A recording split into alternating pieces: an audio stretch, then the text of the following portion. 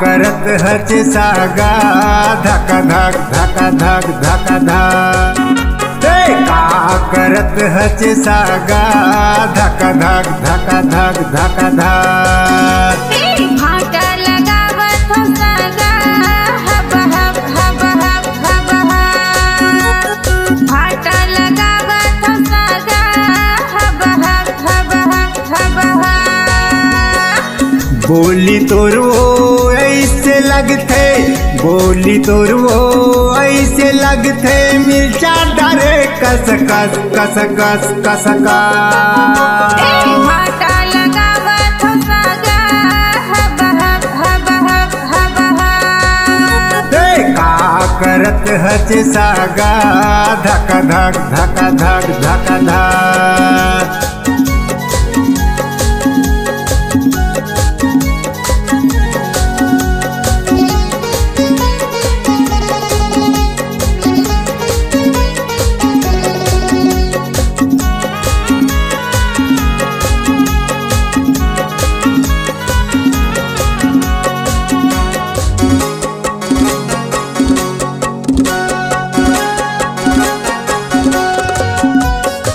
मोला बलाए वो संझा के बेरा बाड़ी में घुसरे में देख के अकेला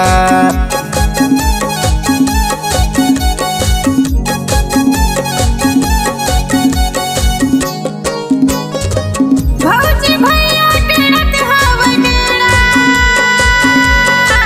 मकरही से चुरायल बेला मकरही से चुरायल बेला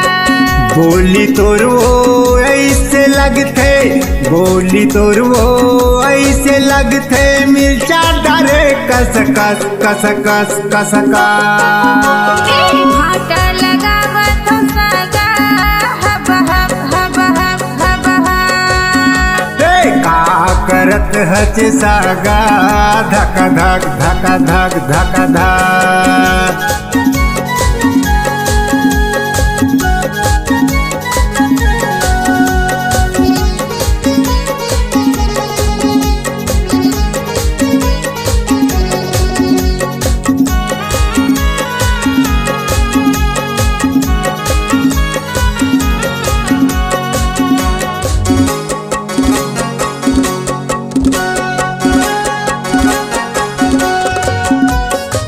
कब हो ही मिलना बताना ओ मोला देखे बर तोला तरसै मोर चोला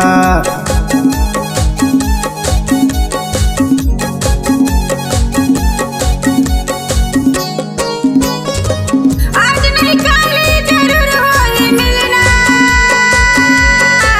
कर मोरे सजना का मैं तोरे दावना कर मोरे सजना का मैं तोरे दावना बोली तोर वो ऐसे लगते बोली तोर वो ऐसे लगते मिर्चा डारे कस कस कस कस कस भाटा लगावत हो सागा हब हब हब हब हब हब का करत हच सागा धक धक धक धक धक धक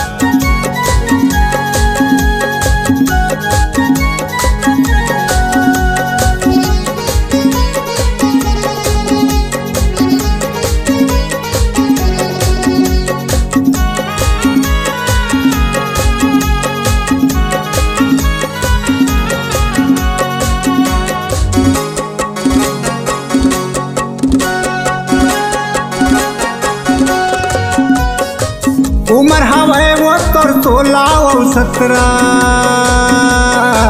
दिखे मजा हारे औ लथस खतरा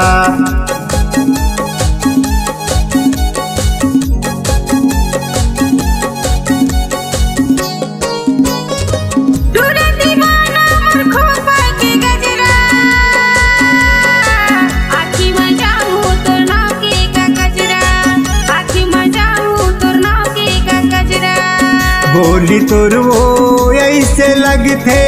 बोली तोर वो ऐसे लगते मिर्चा डरे कस कस कस कस कस कस भाटा लगावत हो सागा हब करत हचे सागा धक धक धक धक धक धक फाटा लगावत हो सागा हब हब हब हब हब हब का करत हचे सागा धक धक धक धक धक धक